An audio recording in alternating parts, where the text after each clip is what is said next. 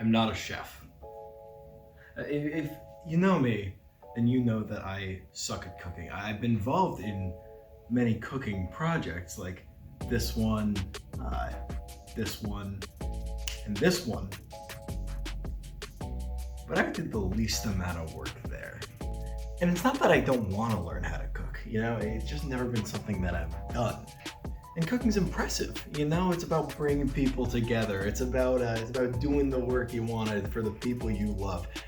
And I love some people. So when I got the chance to learn my old family brisket recipe, I figured why not try?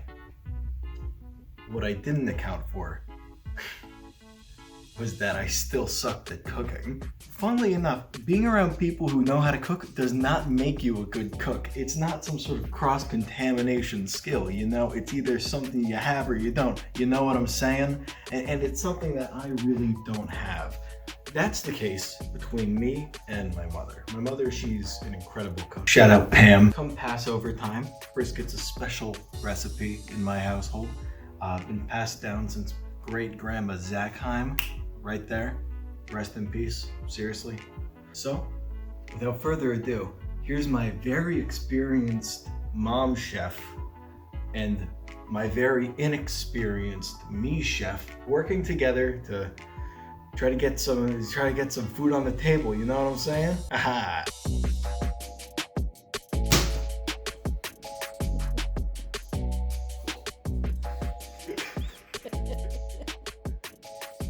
What's poppin', y'all? Hi, I'm DJ, and this is Pamela. I'm his mom. She's my mom. But today we're gonna be making a family recipe, an old brisket from Ukraine. It's not an old brisket. It's a recipe that's from. It's an old brisket recipe.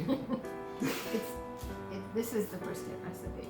And I'll put a better quality picture of that somewhere. Okay. Right here. There. This recipe was given to me by Eric's great-grandma. My great-grandmother. Sydney Zackheim. And she was a very good cook, very frugal.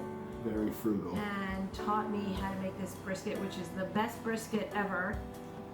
So good, in fact, that if you want to see a fancier version of this same thing, Food and Wine magazine, actually, a little while ago, they put essentially the same thing in. A couple of months ago, they had the same recipe as this one, and the author said that her husband was from the Ukraine. Anyway, she made it a little bit fancier, which I have to say, I had been doing anyway, and I do think it adds to it because, for example, if you want to observe dietary laws during Passover, yes, you're not supposed to have corn.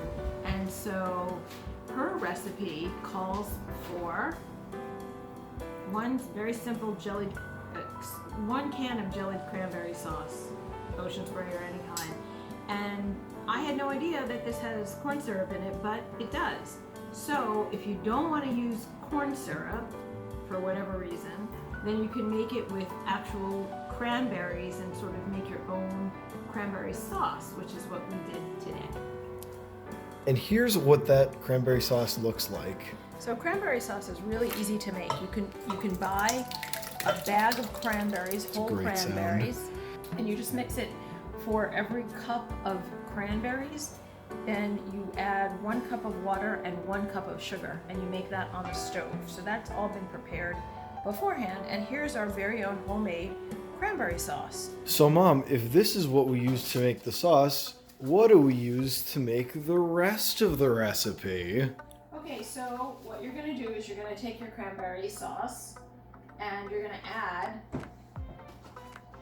1 or 2 packages of Lipton onion soup mix. So easy. Because we have 2 briskets and a lot of hungry people, we're gonna make 2. So all you do is then you pour, that's 1. Very pungent smell. Yes. So here are 2 envelopes of the Lipton onion soup mix. And you mix that with your cranberries. And the other ingredient that I've added that's not on the recipe is I like to put some diced carrots in the bottom because I think it adds. But Mother, I thought this was a meat dish, not cranberries. How do I make my meat? Well, what you want to do first is you want to brown the meat really well, and you want to put your the pans that you're going to brown the meat in right on the stove, and there's no oil in them. There's nothing in it. You're just heating up these pans so that they're hot. And then what you're going to do is you're going to take your meat and you're literally going to put it into the pan. Just drop it in there? Drop it right in. No oil, nothing. And you're gonna leave it. Okay. The meat's going. That's the sound you hear. It's not for mic quality. So that's the sound you want, actually. When you put it in the pan, you want to hear that sizzle. And I don't have a big enough roasting pan for both of them, so I'm using two. And this is the one that Eric's going to be making. I'm going to be cooking myself, which doesn't tend to work too well. So. And this is the big mom one. Okay, try to wash hands. Very important. Yeah. Always wash your hands, especially now. So this part is really important and crucial, and so what you want to do is make sure that the meat is brown, and probably the most challenging thing is to flip it when it's sort of at this kind of prehistoric stage. So you want to take a look here. You want to take a, I'm going to do this way. Ready? I'll show you guys. Ready? Here. You take your meat and you want to take a look, see how nice and brown that's getting? That is getting nice and brown. So now, what you want to do is flip it. And as I said, it's kind of here, sometimes you need both. Here. There. Beautiful. And this probably needs another good 10 minutes. So while this is cooking, we can peel our carrots and dice our carrots.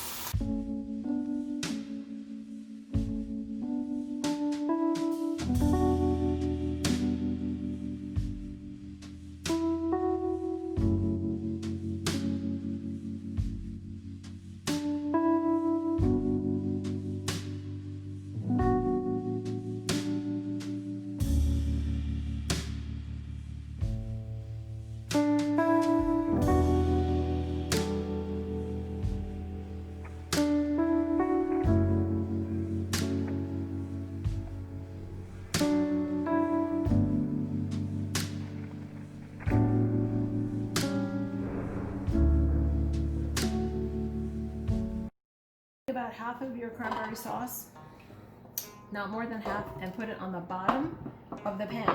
Really simple. There you go. Put it and spread it around. And then, then you want to take your carrots, and I bought fancy carrots at Trader Joe's. But you don't have to use these. You could use any kind of carrots. And for all you farm people out there, homegrown is the best, obviously, which we don't have. We don't live in a state that grows things. We do. We're the nutmeg state. Right. Okay. So here's what your bottom of your pan should look like.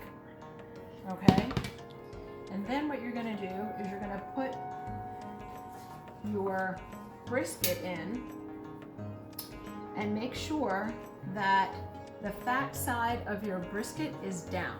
That's the really important part. Which is the fat side? This is the fat side. You see there's more fat on this side than is going to be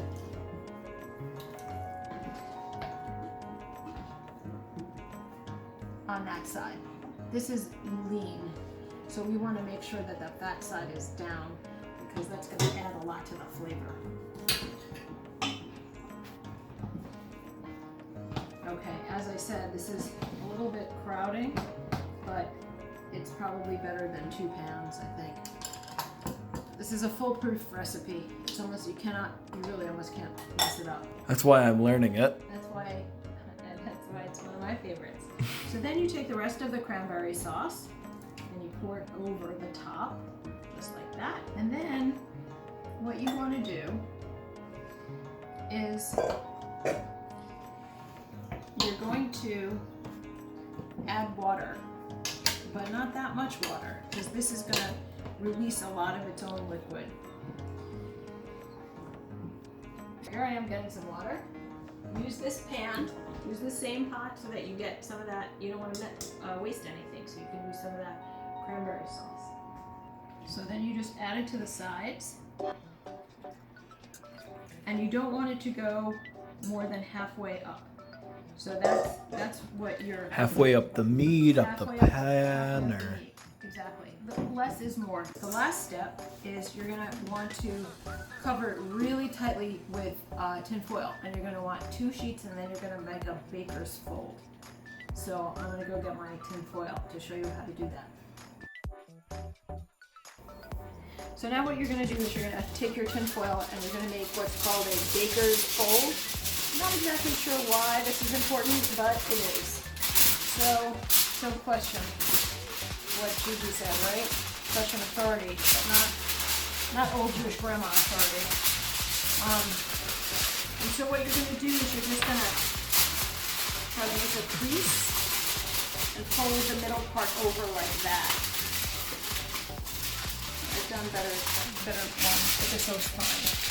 So you're really making this nice piece of tin foil, and then you're going to take it over to the meat, and you're going to seal it. Make sure it's really tightly wrapped. That is the trick also. You don't want the steam to escape it while it's cooking. And that's what's going to lend itself to really soft, delicious brisket. That's going to be, you can pull it apart with a fork. Okay, she's ready to go in the oven. Put it in. And it's going to go in at 400 for 20 minutes. And then you're going to reduce it to 325. And then you're going to say goodbye for hours, like probably... depending on how big the brisket is, it's usually about 18 minutes per pound. So we're gonna say that this is gonna go into the oven, and I'm not gonna take it out until it's 3:45 our time. I'd say 8 o'clock. I'm gonna check on it, probably gonna flip it at that time, and then put it back for maybe another hour and a half or so. And that's Gigi's brisket.